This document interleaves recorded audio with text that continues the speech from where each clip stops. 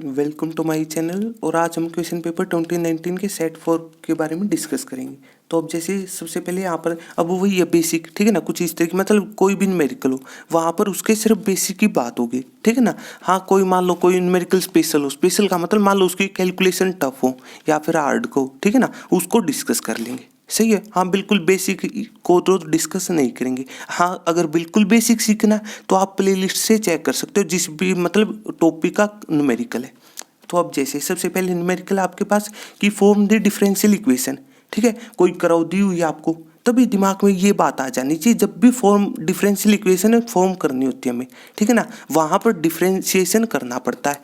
कितनी बार, मतलब इस टाइप के न्यूमेरिकल में केवल आपको 3 बातों का ध्यान रखना होता है। ये कह दो कौन कौन सी। एक तो वही, ठीक है ना, कि मतलब जितने अर्बिट्रेरी कांस्टेंट होंगे उतनी बार तो आपने डिफरेंशिएशन करना है। तो अब देखो न्यूमेरिकल में, अब वो ये स्पेशल बात है कि पॉजिटिव थिंकिंग रखा करो। अब अगर वो ना लिखता तो ये चीज़ फिर बताओ क्या कर लेते आप। सिंपल सी बात है, ठीक है ना। हमें पता होना चाहिए +2 क्लास में एक्स और वाई वेरिएबल के नाम होते हैं। मतलब जो अल्फ़ाबेट के हिसाब से बात करना चाहो ना, तो मतलब ये जो बाद वाले अल्फ़ाबेट होते हैं ना, मतलब इस तरीके TUV इस तरीके से, ठीक है। नॉर्मली यहाँ से U से स्टार्ट होते हैं, उनका तो नाम वेरिएबल होता है अगर +2 क्लास के हिसाब से सोच रहे हो तो, ठीक है। और जो पहले वर्ड हैं अल्फ़ाबेट के उनको मतलब कांस्टेंट से रिप्रेजेंट किया जाता है। सही है, याद रखने का तरीका। तो पहली तो ये बात पता चली, ए कांस्टेंट है तो एक बार ही डिफरेंशिएशन क्यों हुआ। अब इसके बाद सेकंड कंडीशन बताई थी कुछ इस तरीके से कि आंसर के अंदर वही कांस्टेंट ना आ जाए। तो आंसर के अंदर वही कांस्टेंट नहीं आना चाहिए, न्यूमेरिकल के हिसाब से ए नहीं नजर आना चाहिए। इसके बाद कंडीशन, थर्ड कंडीशन कौन सी थी कि आंसर में मैक्सिमम डेरिवेटिव का आना कंपलसरी है। ये काम की बात है। जैसे यहाँ पर तो चलो एक बार ही हुआ है तो मतलब ये डेरिवेटिव आना जरूरी है आंसर के अंदर, ठीक है। मान लो जैसे 2 का होता मतलब 2 बार करना होता आपको, ठीक है ना, तो उसके अंदर मतलब ये टर्म तो आनी जरूरी है। पहली आ रही या फिर ना नहीं आ रही मतलब dy/dx, उससे हमें कोई मतलब नहीं। ये काम की बात है। तो सिर्फ 3 चीजें सोचनी, ये बेसिक बिल्कुल बेसिक कैलकुलेशन है, कर दी। सही है। इसके बाद, ठीक है ना, मतलब कैलकुलेशन भी सीखनी हो तो प्लेलिस्ट से चेक कर सकते हो या फिर एक काम कर सकते हो, जैसे जो ये 2019 के क्वेश्चन पेपर हैं जो पहले 3 सेट है वो बिल्कुल डिटेल में डिस्कस हुए थे, वहाँ से भी न्यूमेरिकल आप चेक कर सकते हो, ठीक है। अब इसके बाद कि if A is a square matrix, order दिया हुआ है ए डिटर्मिनेंट है, क्या फाइंड आउट करना हमने कि write the value of 2 into adjoint of A. अब ये पता होना चाहिए, याद रख लो आसान तरीका कि जब भी डिटर्मिनेंट में कांस्टेंट बाहर निकलता है, डिटर्मिनेंट से कांस्टेंट बाहर निकलेगा हमेशा ही उसकी पावर में क्या चीज चली जाएगी, जो भी ऑर्डर है मैट्रिक्स का, कितना 3। तो डायरेक्ट ही कह सकते हो आप। हो सकता है इस बात को कोई इस तरीके से लिखना चाहिए, फॉर्मूला अपनी अपनी चॉइस है, ठीक है। इसके बाद फिर एडजॉइंट ऑफ ए का डिटर्मिनेंट अलग से होगा, डिटर्मिनेंट 2 का अलग से, एडजॉइंट ऑफ ए का अलग से, ठीक है। एडजॉइंट ऑफ ए का डिटर्मिनेंट का ये फॉर्मूला होता है कि ए का डिटर्मिनेंट n-1, n क्या ऑर्डर, तो केवल कैलकुलेशन कर दी, रिजल्ट आ गया ए डिटर्मिनेंट गिवन था, बस फॉर्मूला अप्लाई करना था, केवल कैलकुलेशन करनी है और कुछ नहीं। सही है। अब इसी तरीके से नेक्स्ट न्यूमेरिकल आपके पास की फाइंड द एक्यूट एंगल, तभी दिमाग में आ जानी चाहिए। एक्यूट एंगल का मतलब जो 90 से छोटा होता है। ये सिंपल बिल्कुल बेसिक चीज़ है, ठीक है।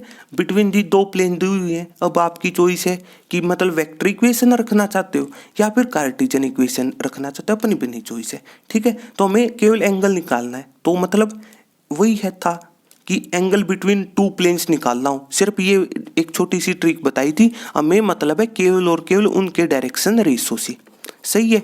जब भी एंगल निकलता है उनके डायरेक्शन रेशो से निकलता है, और प्लेन की इक्वेशन में डायरेक्शन रेशो यहाँ से मिलते हैं इस वेक्टर से। सही है। तो मतलब क्या क्या हो जाएंगे इसके डायरेक्शन रेशो, कोफिशिएंट, केवल पैटर्न होना चाहिए वही, ठीक है ना। मतलब सबसे पहले आई कैप के कोफिशिएंट, फिर जे कैप, फिर के कैप। तो क्या क्या हुए, 1 पहले के -2 केवल कैलकुलेशन, दूसरे के इसी तरीके से केवल कोफिशिएंट, तो 3 -6 और 2। मान लो कभी किसी में कोई टर्म ना हो तो उसका 0 हो जाएगा वहीं पर। जैसे यहाँ पर ये टर्म ना होती तो यहाँ पर 0 लिखना पड़ता है, ये बिल्कुल बेसिक है, ठीक है। और इसके बाद कोस थीटा निकलता है। सही है। एक इस ट्रिक में एक बात बताई थी 3D ज्योमेट्री की, मतलब समरी में चेक कर सकते हो आप ये क्या ट्रिक थी, ठीक है ना, कि angle between their direction ratio, या फिर कहो कि एंगल बिटवीन टू लाइंस, या फिर कहो एंगल बिटवीन टू वेक्टर्स, या फिर कहो दो प्लेन, ठीक है ना। इन सारी कंडीशनों में left hand side cos theta आता है। केवल एक फॉर्मूले के अंदर, मतलब वो फॉर्मूला होता है कि एंगल निकालना हो किस किस के बीच में, कुछ इस तरीके से प्लेन और लाइन के बीच का एंगल, उसमें लेफ्ट हैंड साइड में साइन थीटा आता है। ये ट्रिक डिस्कस हुई थी, आप चेक कर सकते हो समरी ऑफ मतलब 3D ज्योमेट्री के अंदर, ठीक है। अब इसके बाद बस कुछ नहीं करना है, यहाँ पर अपनी अपनी मतलब एक्सिस वालों की मतलब अपने अपने डायरेक्शन रेशो की मल्टीप्लाई कर दो, तो मतलब 3 × 1 हो जाएगा। फिर इनके आपस में मल्टीप्लाई, -2 × -6, ठीक है। फिर इनके आपस में मल्टीप्लाई, सही है। और सभी को ऐड करना होता है बाद में, यहाँ पर प्लस माइनस माइनस रहेगा, कैलकुलेशन। और नीचे दोनों वेक्टरों का मैग्नीट्यूड। अब अपनी अपनी चॉइस है, जैसे ये 1 मार्क का क्वेश्चन है तो जरूरी थोड़ी ना फॉर्मूला लिखना, अपनी अपनी चॉइस से लिख सकता है कि ऊपर जैसे ए डॉट भी, नीचे दोनों का मैग्नीट्यूड। अपनी अपनी चॉइस अगर लिखना चाहे तो लिख सकता है, ठीक है। कैलकुलेशन और कुछ नहीं, सही। ये टेबल वैल्यू होती नहीं तो बस उसको इसको राइट हैंड साइड लेके चले गए। इसके बाद इंटरनल चॉइस भी है कि find the length of intercept, तो बस किसकी, प्लेन की। कोई प्लेन की इक्वेशन दी हुई है तभी इंटरसेप्ट फॉर्म ये होती है।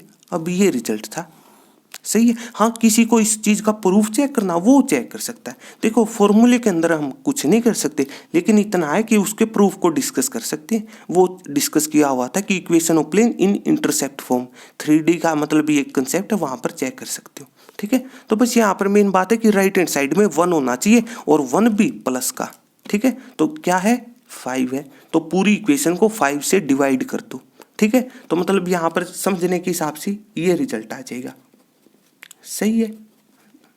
अब इसके बाद लेकिन इंटरसेप्ट फॉर्म मतलब अपनी अपनी एक्सिस पर, तो मतलब सबसे ऊपर सिर्फ एक्स रखो, तो मतलब 2/5 को नीचे लेके जाओ, नीचे ले जाने का मतलब 5/2 हो जाएगा। बेसिक कैलकुलेशन, सिंपल चीज है, जैसे ये लिखा हो, ठीक है। कैसे सिंप्लीफाई होता है, ये सबसे ऊपर चला जाता है इस तरीके, और नीचे इन दोनों की मल्टीप्लाई, सही है। अब ऊपर कोई फैक्टर लेके ऊपर दिया हुआ है तो नीचे भी तो ले जा सकते हो, अपोजिट कर दो उसका, या फिर को रेसिप्रोकल कर दो, कैलकुलेशन और कुछ नहीं, सही है। और अब इसके बाद ये क्या है, एक्स एक्सिस का इंटरसेप्ट, अपनी अपनी एक्सिस पर इंटरसेप्ट। इंटरसेप्ट का मतलब होता है कहाँ पर वो कट कर रहा है, सिंपली समझना हो तो, ठीक है। ये वाई एक्सिस पर 5 कट करेगा, 5 पर मतलब प्लेन कट कर रहा है, ठीक है।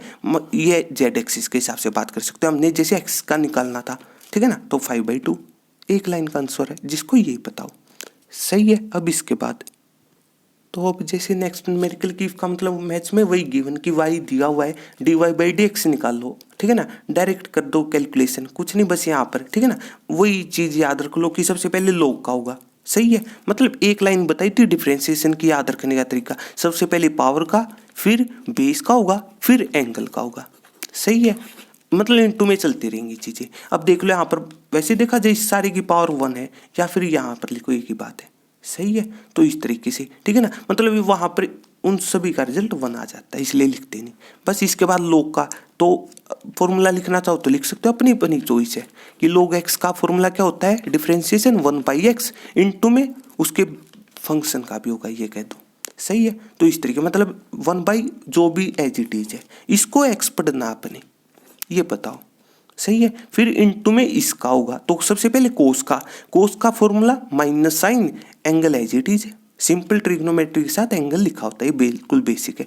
इनटू में फिर एंगल का होगा, ये वाली ट्रिक है। तो ई की पावर एक्स का कैसे होता है, ई की power X as it is, सही है। इनटू में पावर का होता है यहाँ पर, ठीक है, तो 1 हो जाएगा एक्स का विद रिस्पेक्ट टू एक्स, बिल्कुल कैलकुलेशन और कुछ नहीं करना था। यहाँ पर साइन बाई कोस टेंजेंट हो जाएगा, क्यों, क्योंकि उनके एंगल बराबर है, तभी ये बात लिख दी, पता होना चाहिए।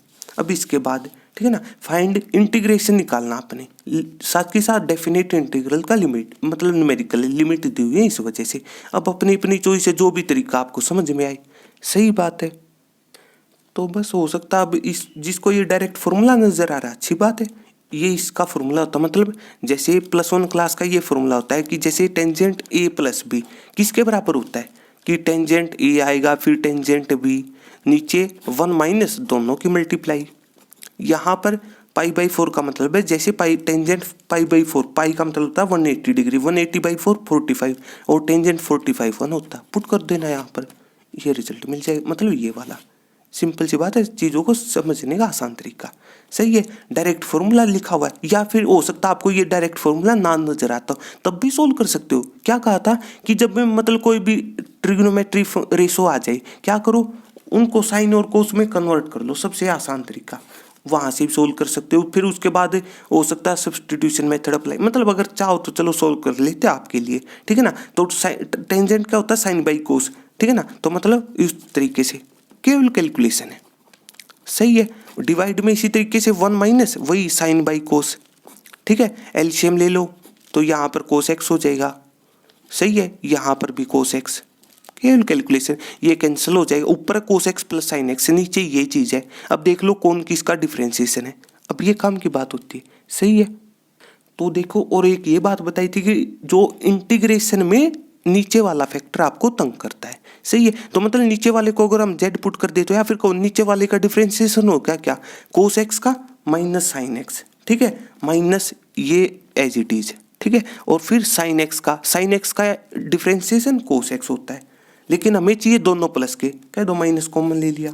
सही है, मतलब हो सकता है आपको इसका डायरेक्ट इंटीग्रेशन कोई इस तरीके से लिखना चाहिए कि मतलब इसका मतलब यहाँ से, ठीक है ना, इस वाली बात से, मतलब नीचे फंक्शन है, ऊपर उसका डिफरेंशिएशन लिखा हुआ है, तो क्या करते हैं हम, लॉग ऑफ नीचे वाले का, मतलब नीचे वाला function as it is put कर दो, तो cos X minus sine X, ठीक है। लेकिन ये माइनस अलग से था, कॉमन लिया था, इस वजह से केवल कैलकुलेशन। उसके बाद ये लिमिट पुट कर दो, आपकी अपनी अपनी चॉइस है, जो भी मतलब तरीका दिमाग में है वही अप्लाई कर देना। सही है, तो इस तरीके से रिजल्ट आ जाएगा, अपनी अपनी चॉइस है, जो भी चीज़ आपको अच्छी लगती हो। यहाँ पर बस इस तरीके कैलकुलेशन है, टेंजेंट का डायरेक्ट वही, ठीक है ना, लॉग ऑफ सीकेंट हो जाएगा। सही, मतलब ये फॉर्मूला था।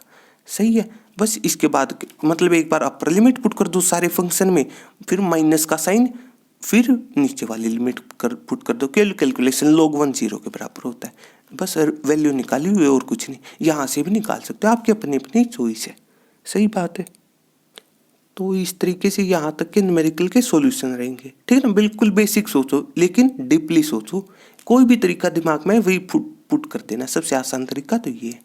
सही बात है, ठीक है ना। हाँ, ये काम की बात है, ये कहा था हमने कि इंटीग्रेशन के एक से ज़्यादा आंसर होते हैं, इतनी बात आपकी सही। लेकिन जब बात चली जाए डेफिनेट पर, मतलब लिमिट दी हुई है, फिर आंसर एक आएगा, ये बात याद रखनी है। क्यों? क्योंकि सिंपली कह दो कि डेफिनेट इंटीग्रल किसको रिप्रेजेंट करता है, ये बात डिस्कस हुई थी। डेफिनेट इंटीग्रल के प्लेलिस्ट से आप बेसिक कंसेप्ट में सीख सकते हो, मतलब एरिया को बताता है ये, एरिया अंडर करो या फिर जिस भी हिसाब से बात को सोच रहे हो, ठीक है ना। इस वजह से मतलब किसी एक पर्टिकुलर टाइम पर इस वैल्यू पर, मतलब एक पर्टिकुलर टाइम पर एरिया तो एक ही होगा ना, सिंपल सी बात है, ठीक है ना, इसलिए एक आंसर होगा। हाँ, सिंपल इंटीग्रेशन के मतलब या फिर को इनडेफिनेट इंटीग्रल, मतलब जिसकी हमें लिमिट पता ना हो, वहाँ पर एक से ज़्यादा आंसर पॉसिबल होते। तो इस तरीके से जो नेक्स्ट न्यूमेरिकल है वो हम इसी तरीके से नेक्स्ट पार्ट में सोल्व कर लेंगे।